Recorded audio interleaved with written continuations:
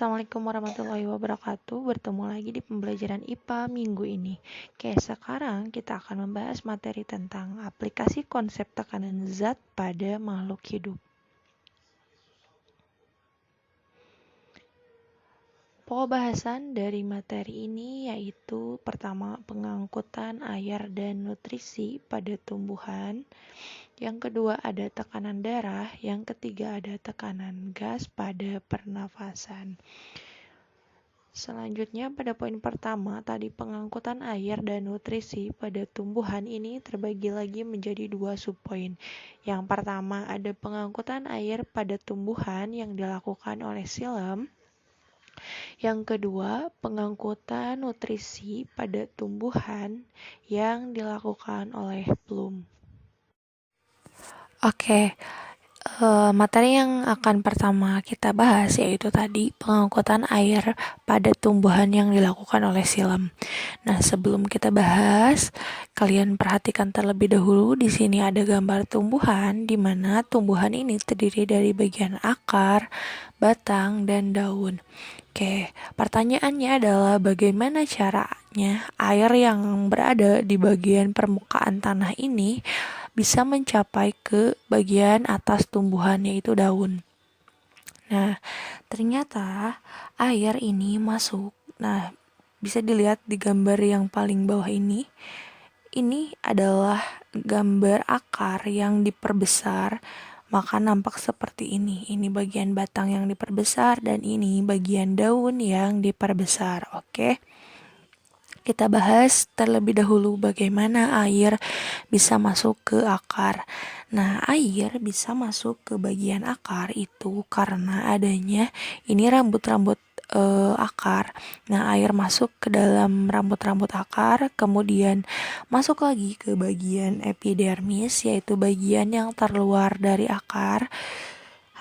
Setelah itu, air masuk ke bagian kortek, endodermis, perisakel, sampai akhirnya air masuk ke bagian silem. Nah, silem ini ada di bagian akar, batang, dan daun. Oke. Sebelumnya silem, apa itu silem? Silem adalah sebuah saluran. Nah, ini ya bentukannya, sebuah saluran seperti pipa. Nah, di mana pipa ini memiliki daya kapilaritas, maka disebutlah dengan pipa kapiler. Nah, pipa kapiler ini sama halnya dengan sedotan yang pernah kalian lihat gitu. Akan tetapi ukurannya lebih kecil lagi dibandingkan dengan sedotan yang kalian lihat. Nah, bagaimana cara kerja dari pipa kapiler ini? Coba di sini ada gambar pipa kapiler, air, dan raksa. Oke. Ketika pipa kapiler ini dimasukkan ke dalam air, ternyata air bisa terdorong ke atas dan bisa melebihi dari permukaan airnya. Begitupun pada tumbuhan. Nah, air bisa mudah untuk naik ke atas dengan adanya pipa ini. Tentu saja pipa ini dipengaruhi oleh adanya gaya adhesi dan kohesi. Oke, apa itu gaya adhesi dan kohesi? Di sini di bagian batang ini bisa kalian lihat ada adhesi dan kohesi. Adhesi adalah sebuah ikatan yang terjadi antara molekul, di sini air, dengan molekul lain yaitu dinding dari silemnya. Nah, karena ini bentuknya saluran ini pasti memiliki dinding-dinding pinggirnya. Nah, ternyata adhesi ini adalah air bisa naik ke atas dari akar menuju batang dan daun ini karena air berikatan dengan dinding silem atau bisa dikatakan dengan menempel pada dinding silem. Nah, sehingga air bisa naik terus dari akar menuju batang sampai dengan daun. Oke, itu cara yang pertama. Yang kedua, yaitu adanya ikatan kohesi. Apa itu ikatan kohesi? Ikatan yang sejenis molekulnya. Di sini karena kita membahas air. Nah, maka kohesi ini adalah air berikatan dengan air. Nah, bisa kalian lihat, jadi air saling berikatan dari bawah menuju ke atas. Ini sehingga air bisa terdorong ke atas dari akar menuju batang menuju daun. Nah, itu. Yang terakhir, cara yang ketiga yaitu pada daun ini terdapat bagian yang dinamakan dengan stomata. Nah, kemudian pada daun ini terjadi sebuah penguapan. Jadi air bisa menguap dari tumbuhan itu ternyata menyebabkan adanya daya hisap daun. Jadi air yang berada dari bagian tumbuhan yang terbawah ini terhisap menuju ke daun, sehingga ya tadi air bisa naik dari akar menuju batang menuju daun. Itu yang pertama. Ibu ulangi lagi bahwasanya air ini bisa naik dari akar menuju batang sampai dengan daun, terjadi di saluran silem dengan adanya ikatan adhesi, kohesi, dan daya hisap dari daun. Selanjutnya yaitu pengangkutan nutrisi pada tumbuhan oleh plum. Nah, tumbuhan tadi sebagaimana Ibu jelaskan bahwasanya tumbuhan ini terdiri dari akar, batang, dan daun. Akar, batang, dan daun ini ternyata butuh nutrisi selain dari air. Nah, dari mana hasil nutrisi pada tumbuhan? Nutrisi pada tumbuhan selain didapat dari tanah, juga didapat dari daun yang berfotosintesis menghasilkan nutrisi berupa gula dan asam amino. Asam amino ini adalah sejenis protein yang strukturnya terkecil. Oke. Nutrisi ini disalurkan melalui saluran yang dinamakan dengan plum. Apa itu saluran plum? Saluran plum ini hampir sejenis dengan saluran silem. Nah, jika tadi saluran silem ini membawa partikel air atau molekul air dari akar menuju batang dan daun, maka sebaliknya, plum ini membawa hasil fotosintesis dari daun kemudian disebarkan ke batang dan ke bagian akar. Nah, bagaimana caranya gula dan asam amino dari bagian daun ini bisa tersebar menuju ke bagian batang dan akar? Ternyata hasil dari fotosintesis ini berkumpul sehingga menyebabkan konsentrasi gula di daun menjadi tinggi.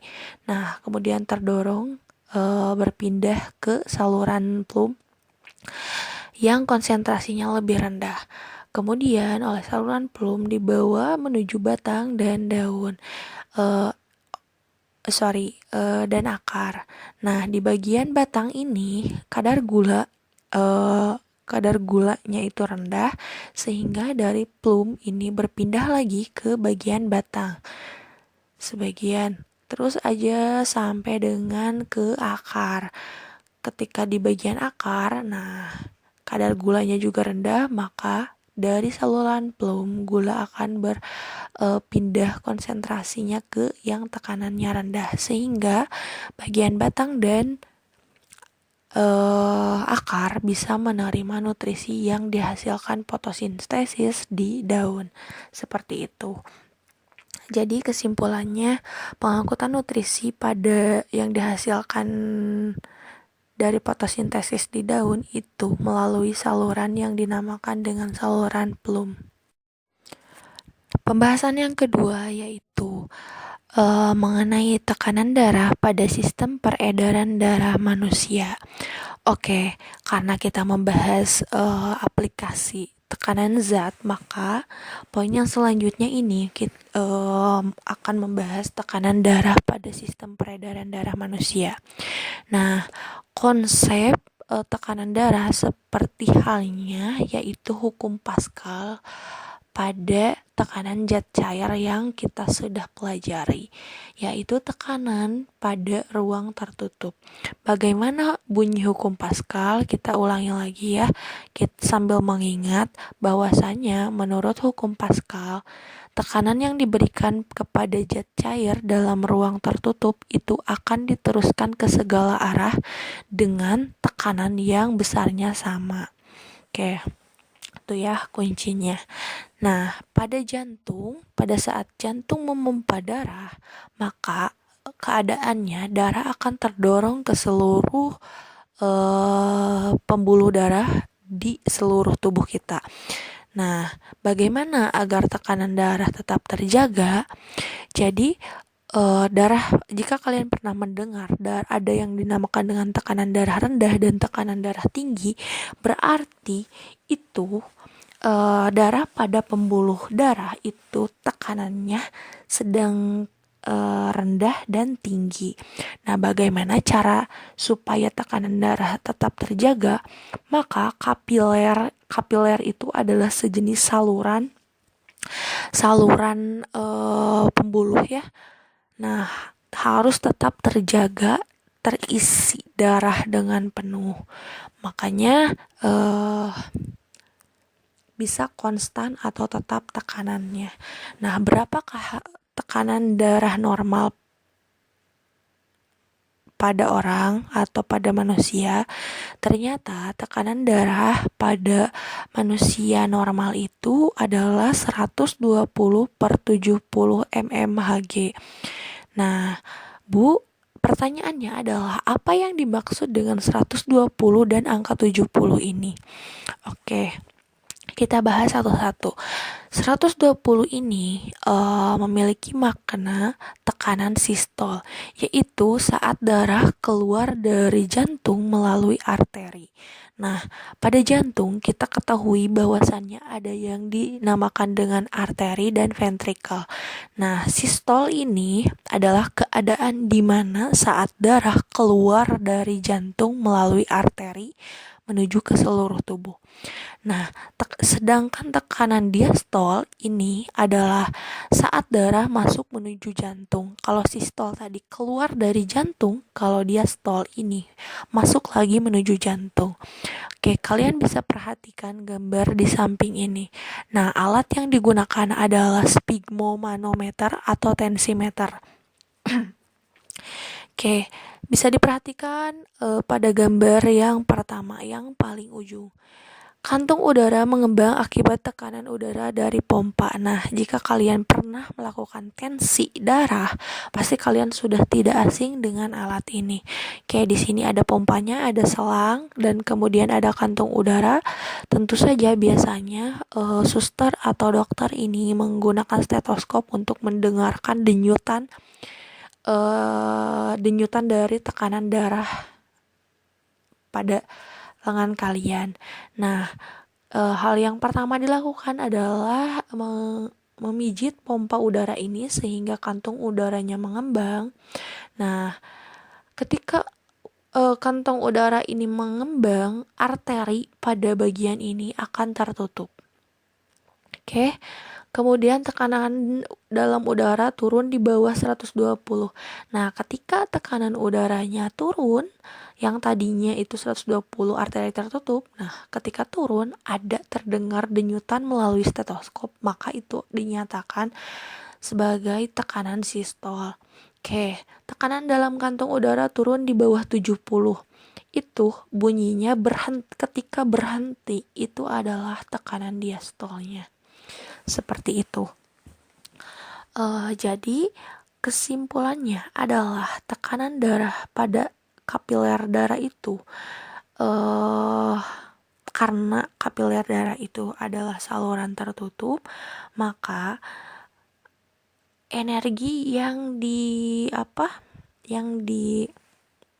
dilalui darah itu melalui si kapiler darah itu sama besar dengan bagian dari kapiler di seluruh tubuh. Jika misalkan contohnya gini, dari jantung tekanannya itu sekian, misalkan 10 tekanannya. Nah, ke bagian yang lainnya, ke bagian tubuh yang lainnya itu juga akan tekanannya tetap 10, soalnya kapiler darah termasuk ke dalam ruang tertutup, di mana kembali lagi kepada hukum Pascal, tekanan yang diberikan kepada zat cair dalam ruang tertutup itu akan diteruskan ke segala arah dengan besaran yang sama. Yang terakhir yaitu tekanan gas pada proses pernapasan manusia. Nah, proses pernapasan manusia ini melibatkan organ yang ada pada tubuh kita, yaitu paru-paru. Nah, bagian terkecil dari paru-paru itu berupa kantung-kantung yang disebut dengan alveolus. Nah, alveolus tempat terjadinya pertukaran udara antara oksigen dan karbon dioksida. Jadi, oksigen dari alveolus dan ke kapiler darah ini terjadi pertukaran di antara keduanya. Nah, di mana setiap menit paru-paru itu mampu menyerap oksigen atau menghirup oksigen sebanyak 250 mili dan mengeluarkan karbon dioksida sebanyak 200 mili. Oke, sebelum lanjut Ibu bahas terlebih dahulu bahwasannya tubuh kita itu memerlukan oksigen untuk metabolisme, dan tentunya hasil metabolisme itu mengeluarkan karbon dioksida, dan karbon dioksida ini harus dikeluarkan oleh tubuh karena ketika karbon dioksida kadarnya banyak di dalam tubuh itu akan menjadi racun dan tidak baik, makanya harus dikeluarkan. Oke, selanjutnya yaitu proses pertukaran antara oksigen dan karbon dioksida ini terjadi secara difusi. Nah, apa itu difusi? Difusi adalah perpindahan zat terlarut di daerah yang memiliki konsentrasi dan tekanan parsial tinggi ke daerah yang tekanan parsialnya rendah. Contoh, ketika di bagian alveolus ini kadar oksigennya itu tinggi karena kita baru saja menghirup udara, contohnya menghirup udara, maka alveolus ini tekanan parsial oksigen menjadi tinggi, sedangkan di bagian kapiler ini tekanan oksigennya rendah, sehingga oksigen akan masuk menuju ke kapiler darah. Nah, ketika masuk ke dalam kapiler darah, ternyata sebaliknya. Di dalam kapiler darah ini parsial dari CO2 ini tinggi, dan di alveolus ini parsial dari CO2-nya rendah, sehingga CO2 berpindah dari kapiler menuju ke alveolus. Seperti itu maksudnya pertukaran dari konsentrasi yang tinggi ke konsentrasi yang rendah. Oke, kita lanjutkan dulu pembahasannya. Tekanan parsial adalah tekanan yang diberikan oleh gas tertentu dalam campuran gas. Nah, pada bagian ini tentu saja yang dimaksud adalah tekanan dari parsial oksigen dan tekanan parsial dari CO2, di mana tekanan parsial oksigen dan karbon dioksida ini dilambangkan dengan P. Nah, bisa dilihat di sini ada PNO2 dan PCO2. Itu adalah melambangkan parsial dari oksigen dan parsial dari CO2. Selanjutnya, bagaimana caranya gas berupa karbon dioksida dan CO2 ini berpindah? Oke, kita bahas dari ketika kita menarik napas. Nah, udara yang kita serap itu berupa oksigen dan beberapa karbon dioksida masuk lagi ke dalam tubuh kita.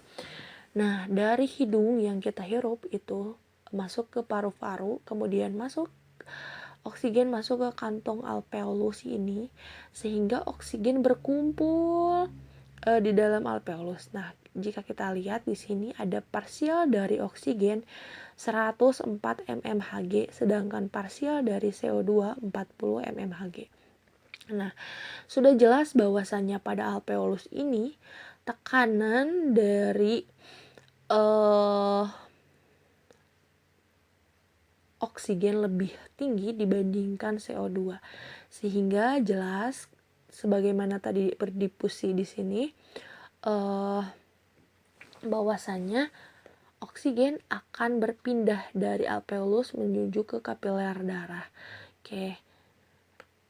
Oksigen masuk ke dalam kapiler darah. Selanjutnya, nah dari kapiler darah ini oksigen masuk ke dalam jantung, kemudian dipompa lagi keluar dari jantung melalui arteri sistematik. Nah, selanjutnya di bagian ini kapiler jaringan, jika dilihat parsialnya itu parsial dari oksigen sebesar 100 mmHg, sedangkan parsial dari CO2 40 mmHg. Sehingga jelas di oksigen yang dari kapiler jaringan akan berdifusi menuju ke sel jaringan, berpindah. Oksigennya berpindah.